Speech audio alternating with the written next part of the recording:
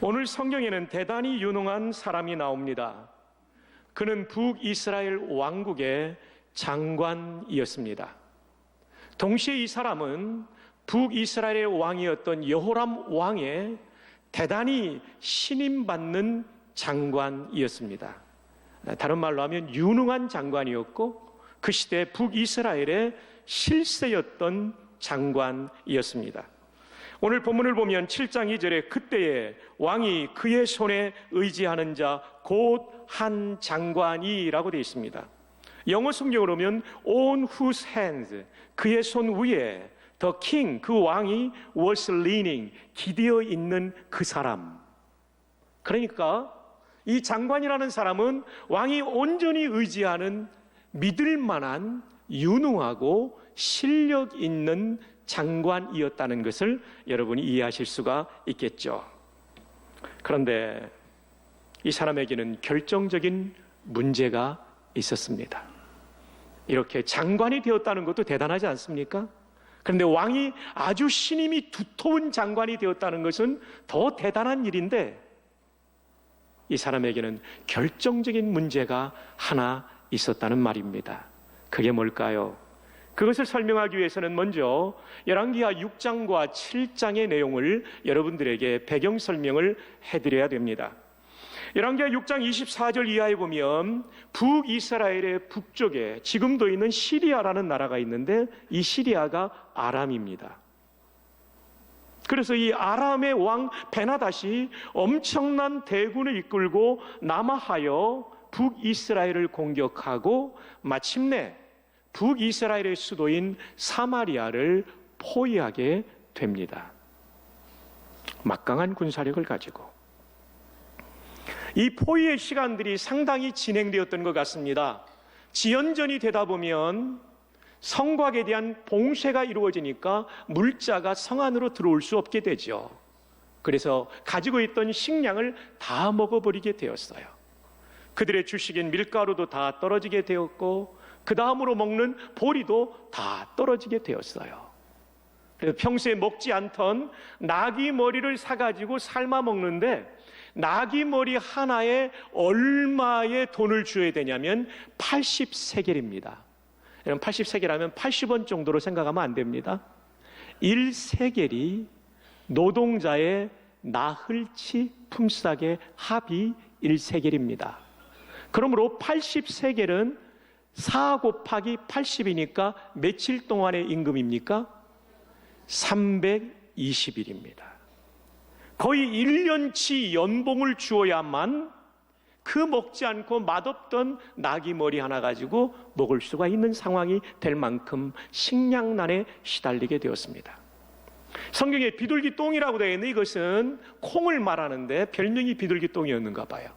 콩을 말하는데 다 익지 않은 설익은 콩을 사는데도 아주 작은 갑 하나에 들어가는 적은 양의 이 콩을 사는데도 무려 4세겔, 그러니까 16일치, 보름치, 약 보름치의 월급을 털어넣어야만 살 수 있을 만큼 사마리아 성은 아주 심각한 식량난에 봉착했습니다. 언제요?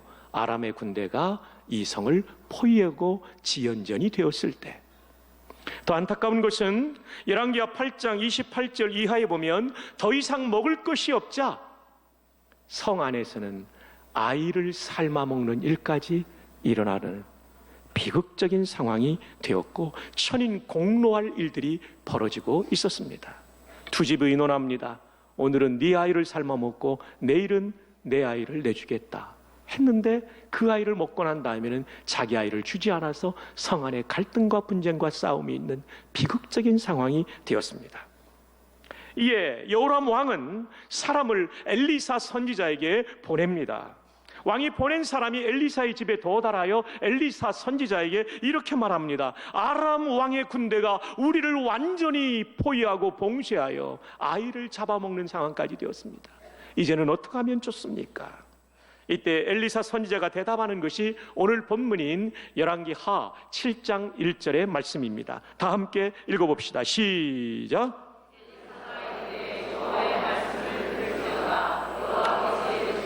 내일 이맘때에 사마리아 성문에서 고운 밀가루 한 스아를 한 세겔로 매매하고 보리 두 수아를 한 세겔로 매매하리라 하셨느니라. 놀라운 얘기를 하십니다. 하나님의 말씀을 이렇게 전한다. 하나님이 말씀하셨는데 내일 이맘때 24시간 안에 사마리아 성문에서, 이 성문은 시장이 있기도 하고 재판정이 있는 바로 그 자리예요. 시장에서 이런 뜻입니다. 고운 밀가루, 최고급 밀가루가, 지금 사마리아 성에는 하나도 없는 그 최고급의 밀가루가 한 스아, 이 한 스아는 약 7리터가 조금 넘습니다.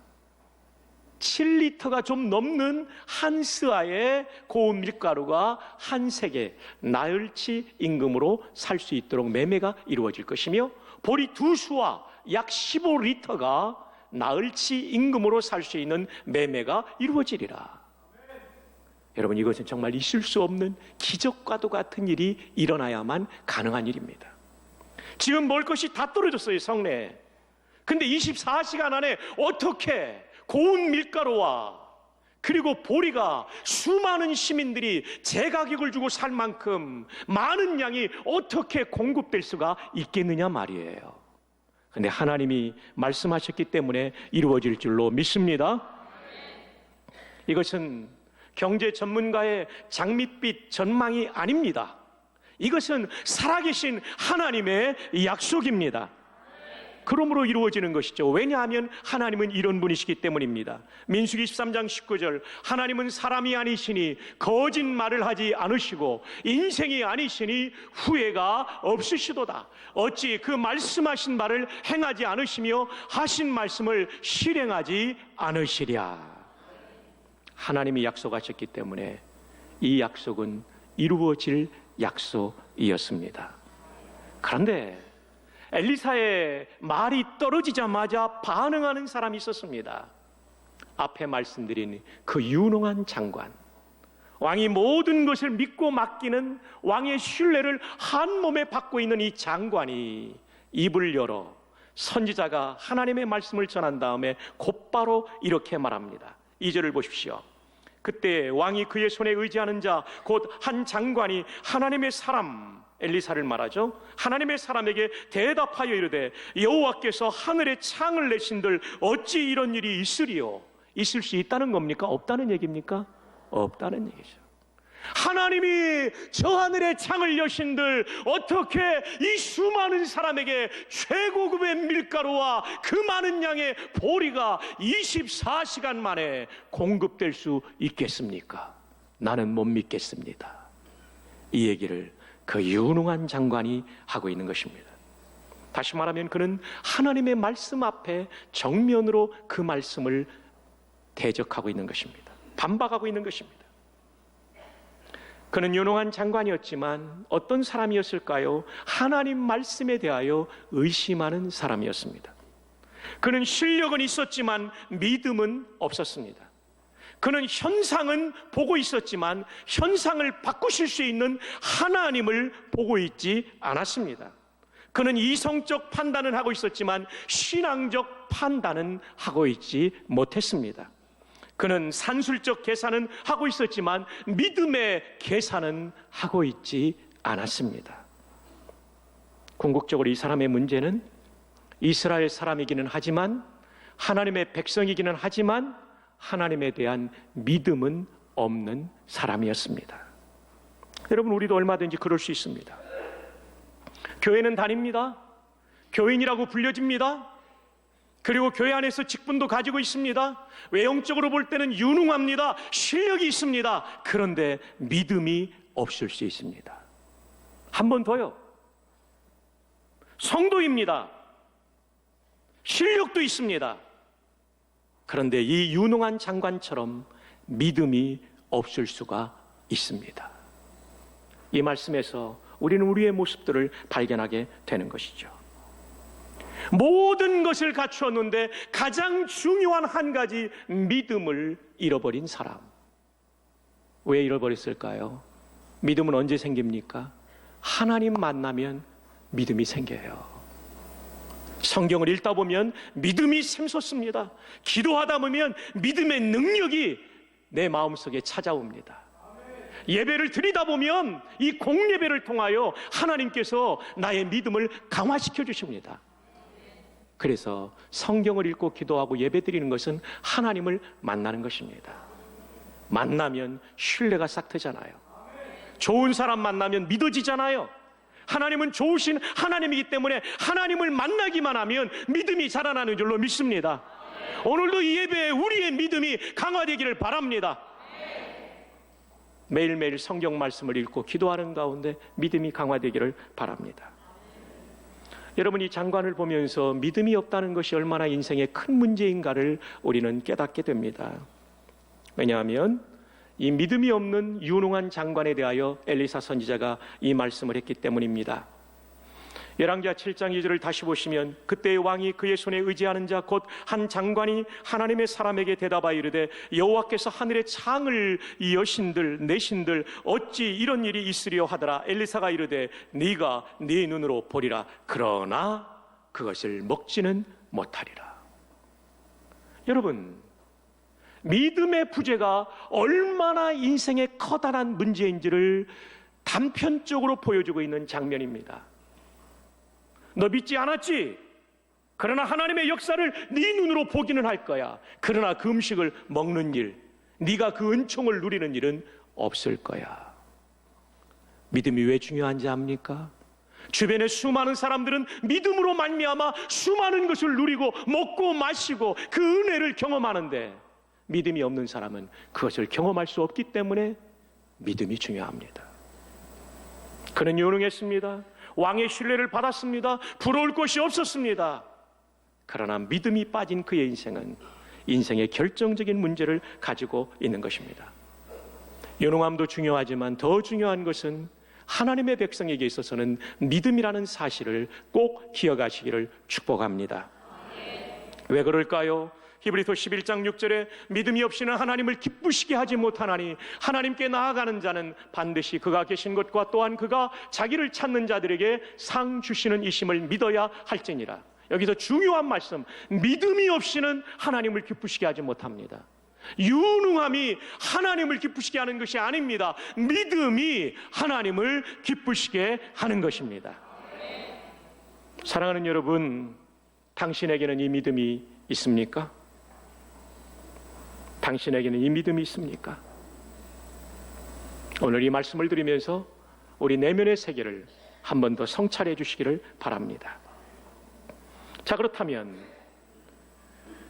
하늘에 창을 내신들 어찌 이런 일이 있을까라고 말했던 유능하지만 의심이 많았던 이 장관은 어떻게 되었을까요?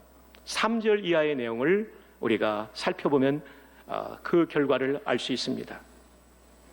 3절에 보면 사마리아 성에 4명의 나 환자가 이런 얘기를 나눕니다. 우리가 성 안에서 굶어 죽을 수도 있는데 그러지 말고 아람 군대 진영에 가서 우리 한번 항복하고 사정하자. 죽더라도 음식이라도 먹고 죽자. 그래서 4명이 의기가 투합해서 사마리아 성문을 떠나서 아람 진영으로 가게 돼요. 가보니까 이게 웬일입니까? 그 수많던 아람 군대의 병사가 단 한 명도 남아있지 않고요, 군수품은 산더미처럼 쌓여있는 거예요. 신나게 이들은 음식을 퍼먹었습니다. 배 터지게 먹고 나니까 어떤 생각이 들었냐면, 야, 이거 우리만 이렇게 배불리 먹다가 나중에 왕궁에 이 소식이 알려지면 왜 너희들만 먹었냐고 책임을 물을 텐데 우리 왕궁에 가서 말하자. 이렇게 말하게 되는 거예요.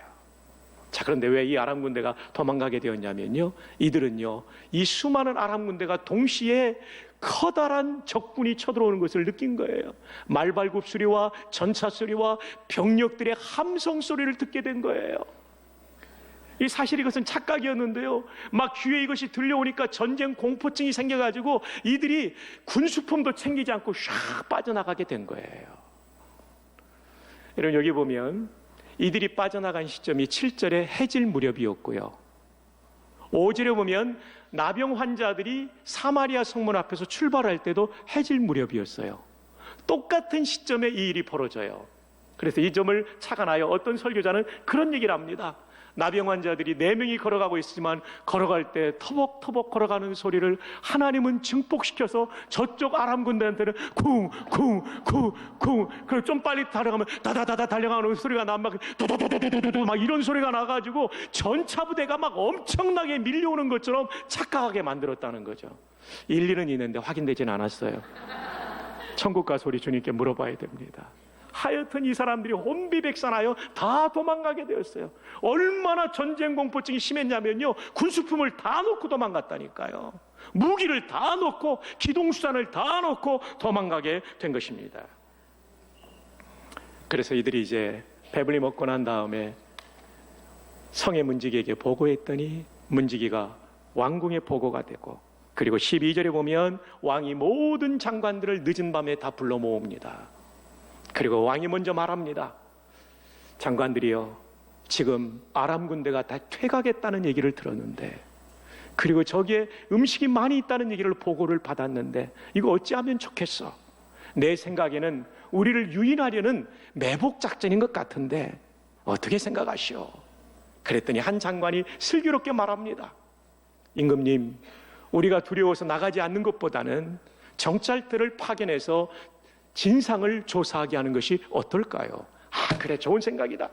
정찰들을 파견해서 확인해 보니까요, 정말 아람 군대가 한 명도 없는 거예요. 주변 지역까지 완전히 철수했다는 것을 확인하게 됩니다. 그래서 왕을 포함해서 백성들이 나가서 거기서 배불리 먹게 되고요, 그래도 남은 음식이 있어서 바로 이튿날부터요, 이 곡식이 정상적인 가격으로 매매되기 시작합니다. 자, 우리 성경 하나 한번 봅시다. 열왕기하 7장 16절입니다. 다 함께 읽어요. 시작.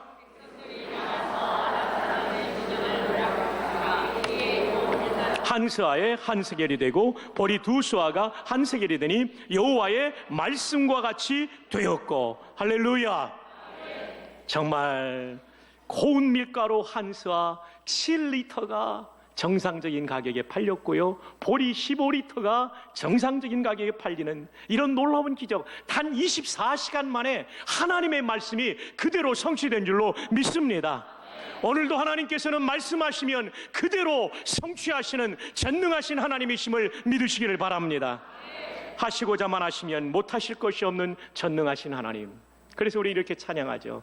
전능하신 나의 주 하나님은 능치 못하실 일 전혀 없네. 다 함께 우리의 모든 간구도, 우리의 모든 생각도, 우리의 모든 꿈과 모든 소망도 신실하신 나의 주 하나님은 우리의 모든 괴로움, 우리의 모든 괴로움 바꿀 수 있네. 불가능한 일 행하십니다. 24시간 만에 불가능한 일 행하시고 죽은 자를 일으키시니 그를 이길 자 아무도 없네. 주의 말씀을 믿읍시다. 주의 말씀을 의지하여 깊은 곳에 금을 던져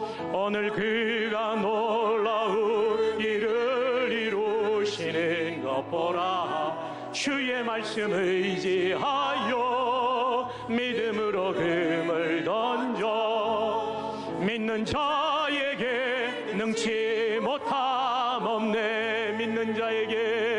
믿는 자에게 능치 못함 없네. 하나님은 24시간 내에 보리와 고운 밀가루의 가격을 정상화시키는 기적을 아람 군대에게 전쟁 공포증을 불어넣어 그들이 조건 없이 황급히 퇴각하는 바람에 이루어 주셨습니다. 자, 그렇다면 유능한 그 장관, 하늘에 창을 내신들 어찌 그런 일이 있을 수 있으리요 했던 이 장관은 어떻게 되었을까요? 17절을 봅니다. 왕이 그의 손에 의지하였던 그의 장관을 세워 성문을 지키게 하였더니 백성이 성문에서 그를 밟음에 압사당합니다. 인파에 의하여 하나님의 사람의 말대로 죽었으니 곡식이 눈에 들어오는 것은 보긴 했지만 먹지 못하게 되었죠. 곧 왕이 내려왔을 때 그가 말한 대로라. 하나님의 사람이 왕에게 말한 바와 같으니 이르기를 내일 이맘때에 사마리아 성문에서 보리 2수아를 한 세겔로 매매하고 고운 밀가루 1수아를 한 세겔로 매매하리라 한즉 그때에 이 장관이 하나님의 사람에게 대답하여 이르되 여호와께서 하늘에 창을 내신들 어찌 이 일이 있으랴 하매 대답하기를 내가 내 눈으로 보리라 그러나 그것을 먹지는 못하리라 하였더니 그의 장관에게 그대로 이루어졌으니 곧 백성이 성문에서 그를 밟음에 죽었더라. 참으로 안타까운 분입니다. 그렇게 실력 있는 분이, 그렇게 유능한 분이, 왕의 총애를 한 몸에 받았던 분이, 왕의 신임을 한 몸에 받았던 분이 믿음이 없으므로 이런 결말을, 아니 단지 믿음이 없는 것이 아니라 하나님을 비방한 것이죠. 하나님의 말씀을 정면으로 반박한 것이죠. 이런 종말을 맞이하게 된 것입니다. 그는 모든 것을 가졌지만 한 가지가 빠졌어요. 근데 이 한 가지가 정말 중요한 한 가지였어요. 그건 믿음이었어요. 이것이 그의 인생의 결정적인 문제가 되었습니다. 당신은 어떻습니까? 당신의 믿음은 어디에 있습니까? 여러분의 중심에 정말 하나님과 하나님의 신실하심과 하나님의 사랑하심과 그리고 하나님의 약속의 말씀에 대한 믿음이 분명히 있으십니까?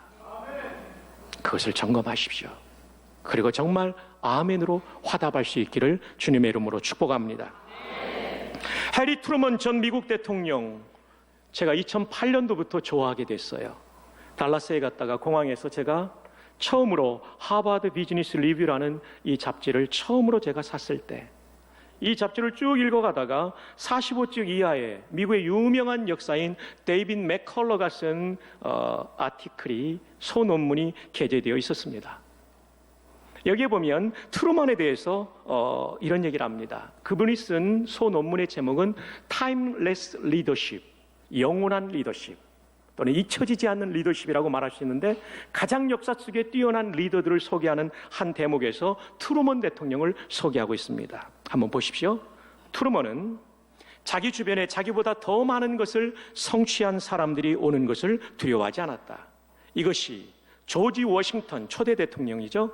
조지 워싱턴 이후로 그 어떤 대통령보다도 최고의 내각을 가지게 한 하나의 이유다. One reason이다. 하나의 이유다. 사랑하는 여러분, 정말 트루먼은 대단한 분이었어요. 내 주변에 나보다 뛰어난 사람이 오는 것을 두려워하지 않고 그 사람들을 다 모아서 내각을 만들었기 때문에 최고의 내각을 미국 역사상 만들 수 있었던 거죠. 오늘 이 자리에도 각계각층의 책임자들이 와 계십니다. 사랑하는 여러분, 여러분 주변에 여러분보다 뛰어난 사람을 두려워하지 마시고 그분들과 함께 일하는 여러분들이 될 때 여러분은 가장 막강한 팀을 이루게 될 줄 믿습니다. 저도 우리 부목사님들 가운데 저보다 뛰어난 부분들이 있어요. 그 부분을 인정하고 존중하고 함께 동역하려고 힘쓰려고 합니다. 자, 근데 오늘 이 해리 트루먼에 대한 이 영원한 리더십의 한 부분을 소개하는 것이 최종 목적은 아니고요. 트루먼이 말한 이 얘기를 좀 들려주고 싶었습니다. 트루먼은 이런 얘기 있습니다. 우리가 만나는 가장 나쁜 위험은, 우리가 만나는 가장 나쁜 위험, 우리가 만날 수 있는 위험 중에 가장 나쁜 위험이 뭐냐면 의심과 두려움으로 인해 무기력해지는 위험이다. 아주 정확한 통찰이죠. 그것은 냉소와 불신을 퍼뜨리고 모든 인류를 위해 선한 일을 하는 위대한 기회를 포기하게 만든다. 이 트루먼 대통령의 말이에요. 여러분, 우리가 이걸 가정에 적용해 보십시오. 가정에서 의심과 두려움으로 가득 찬 사람이 있으면 그 사람이 먼저 무기력해져요. 근데 거기서 절대로 끝나지 않습니다. 그 사람의 무기력이 냉소로 나타나고요, 불신으로 나타나는데 온 가족에게 이게 전염이 된다는 거예요.